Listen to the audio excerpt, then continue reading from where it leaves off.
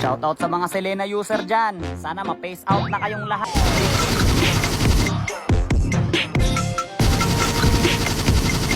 Lagi kayong naninira ng 1v1 sa EXP, napakapangit ng ugali nyo. Kasi tingnan mo naman to, pre, kita mo dyan, low health na ako, pero nag-vengeance siya, kaya umalis muna ako. Kasi alam nga namang saluhin ko yan lahat, diba? Pero hindi ako uwi, pre, kasi nga parehas kaming life stealer. Eh di magla-life stealan lang kami ng buhay. Ganon dapat yung laban dito sa XP lane, diba? 1v1, bawian ng buhay, o kita mo yan? Tapos syempre, babuin ko yung buhay, parang ending, siya naman yung low health, ako naman yung hindi, o diba? Siya naman yung low health ngayon, ako naman yung hindi. Yun yung nagpapa-enjoy sa XP lane, yung bawian kayo ng buhay, tapos bigla-bigla ka pa na mapapanain ng Selena ng ganyan. Napakapangit ng ugali mo, boy, sinira mo pangarap ko. Nakakaasar, nakaka-bad trip, nakakairit lang, kaya pag nakakita ako ng isa talagang